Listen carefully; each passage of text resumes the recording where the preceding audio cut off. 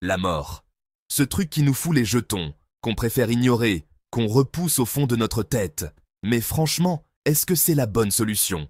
Et si je vous disais que les stoïciens, ces philosophes badass de l'Antiquité, avaient une vision bien plus zen, voire carrément libératrice de la grande faucheuse? Accrochez-vous bien, on plonge direct dans le grand bain de la sagesse stoïcienne pour apprendre à accepter l'inévitable et kiffer chaque seconde de notre existence. Oubliez les images de mecs en toge qui chialent dans les ruines. Le stoïcisme moderne, c'est bien plus que ça. Le stoïcisme, c'est pas un truc de dépressif. C'est une philosophie dynamique et vivante. C'est une philosophie qui te donne les clés pour gérer les embrouilles de la vie. Un vrai mode de vie, quoi. Elle t'apprend à naviguer dans les tempêtes avec calme et assurance. Le but? Atteindre la sérénité intérieure, peu importe les obstacles. Trouver la paix en soi, même quand tout s'effondre autour. Et pour ça, messieurs, dames, il faut dompter ses émotions, les comprendre, les accepter et les utiliser à notre avantage. Pas les supprimer. Attention, on n'est pas des robots. On est des êtres humains, avec des sentiments. Mais apprendre à les maîtriser, à ne pas se laisser bouffer par la peur, la colère, ou même la joie excessive. C'est un équilibre à trouver. Le stoïcisme, c'est comme un entraînement de l'esprit, un peu comme la muscu, mais pour le cerveau. Chaque jour, on devient un peu plus fort. Plus tu t'entraînes, plus tu deviens fort face aux coups durs. Les épreuves deviennent des opportunités de croissance. Et croyez-moi, la vie, c'est un vrai combat. Un combat où chaque victoire, même petite, compte. Alors, comment on s'y prend? En se concentrant sur ce qu'on peut contrôler, nos pensées, nos actions, notre façon de voir le monde. C'est là que réside notre véritable pouvoir. Le reste, on s'en fout royalement. Vivez pleinement, sans vous laisser entraver par ce qui échappe à votre contrôle. Les stoïciens, ils avaient un petit exercice bien hardcore, la préméditation des mots. Cet exercice, bien que simple en apparence, demande une grande force mentale et une profonde réflexion. Un nom qui fait flipper pour un truc tout simple, s'imaginer le pire pour mieux le gérer. C'est une méthode pour se préparer aux coups durs de la vie, en les anticipant mentalement. Perdre son boulot, sa baraque, un être cher. Ces pensées peuvent sembler sombres, mais elles nous aident à renforcer notre résilience. Visualiser ces scénarios catastrophes, pas pour se faire du mal, mais pour être prêt mentalement. En les affrontant dans notre esprit, nous nous préparons à les affronter dans la réalité. Le but? Dédramatiser, relativiser. En prenant du recul, on peut mieux apprécier ce que l'on a et se préparer à ce qui pourrait arriver. Et la mort, dans tout ça? Eh bien, on l'invite à l'apéro. On l'intègre dans nos pensées quotidiennes pour mieux l'accepter. On prend le temps de réfléchir à notre propre finitude. Cette réflexion nous pousse à vivre plus intensément. On se dit « Ok, un jour, je ne serai plus de ce monde ». Cette prise de conscience peut être un puissant moteur pour nos actions présentes. Qu'est-ce que je veux laisser derrière moi? Quelle empreinte je veux marquer sur cette terre? Comment je veux qu'on se souvienne de moi? Ces questions nous poussent à vivre de manière plus authentique et significative. Morbide? Pas du tout, c'est ultra libérateur. En acceptant notre mortalité, nous nous libérons de nombreuses peurs. En pensant à la mort, on réalise la valeur de chaque instant. Chaque moment devient précieux, chaque interaction significative. On arrête de perdre notre temps avec des conneries, on se concentre sur l'essentiel. Aimer, créer, partager, s'éclater. La vie devient une série de moments à chérir. La mort devient alors une motivation, un rappel à vivre à fond, sans regret. Elle nous pousse à sortir de notre zone de confort et à vivre pleinement. Imaginez, vous êtes au sommet d'une montagne. La vue est époustouflante, chaque détail est gravé dans votre mémoire. La vue est juste incroyable. Vous ressentez une connexion profonde avec la nature et avec vous-même. Vous vous sentez vivant, invincible. Chaque souffle d'air, chaque rayon de soleil est une célébration de la vie. Mais en même temps, vous savez que cette sensation ne durera pas éternellement. La beauté de l'instant réside dans sa fugacité. Le soleil finira par se coucher, le froid vous gagnera. Cette transition nous rappelle la nature éphémère de la vie. Et c'est cette conscience de la finitude qui rend le moment présent encore plus intense, plus fort. Chaque instant devient une opportunité à saisir. La mort, c'est un peu ça, un retour à la réalité, une piqûre de rappel pour nous dire « Hé, réveille-toi, ne laisse pas la vie te filer entre les doigts. La vie est un cadeau, profites-en. Chaque jour est une nouvelle chance de vivre pleinement. Alors oui, méditons sur la mort. Non pas pour la craindre, mais pour mieux vivre, pour apprécier chaque moment et chaque personne dans notre vie. Non pas pour la craindre, mais pour mieux vivre. En acceptant notre mortalité, nous apprenons à vivre avec plus de passion et de gratitude. On l'a vu, la mort est inévitable. C'est une certitude que nous devons tous accepter. Mais le truc, c'est qu'elle n'est pas la seule. La vie est pleine de surprises, bonnes et mauvaises.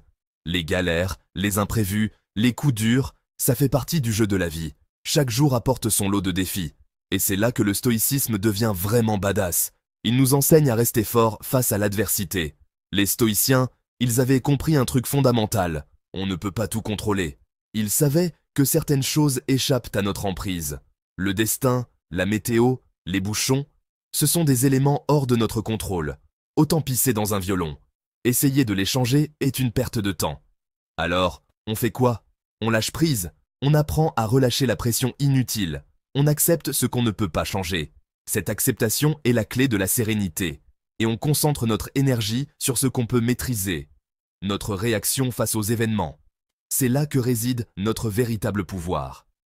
Imaginez, votre vol est annulé, vous êtes coincé à l'aéroport. Une situation frustrante, n'est-ce pas? Vous pouvez péter un câble, insulter tout le monde, vous mettre dans des états pas possibles. Mais à quoi bon? Résultat, vous allez juste stresser encore plus et gâcher votre journée. Votre colère ne changera rien. Ou alors, vous pouvez choisir de rester zen, de respirer un bon coup et de vous adapter. C'est une décision consciente. Trouvez un bouquin, écoutez de la musique, profitez de ce moment imprévu pour vous détendre. Transformez ce temps perdu en une opportunité de relaxation. C'est ça, le vrai pouvoir du stoïcisme. Choisir sa réponse face aux galères. C'est une force intérieure. Transformer les obstacles en opportunités. Chaque défi peut devenir une chance de grandir. Et ça, mes amis, c'est un vrai super pouvoir. Un pouvoir que nous pouvons tous cultiver. Et si on mourait demain? La question qui change tout. On va jouer à un petit jeu, juste vous et moi. Imaginez, demain, c'est le grand départ. Clap de fin, rideau. Qu'est-ce que vous ressentez? De la peur? Du regret? De la tristesse? C'est normal, on est humain. Maintenant, posez-vous cette question, si je savais que je devais mourir demain, qu'est-ce que je ferais différemment aujourd'hui? Passer plus de temps avec vos proches? Réaliser un rêve que vous repoussez sans cesse? Dire je t'aime à la personne qui fait battre votre cœur? Souvent, on attend le dernier moment pour vivre pleinement. On se dit qu'on a le temps, que ça n'arrive qu'aux autres. Mais la vérité, c'est que la vie est fragile, précaire. Un accident, une maladie, et tout peut basculer en un instant.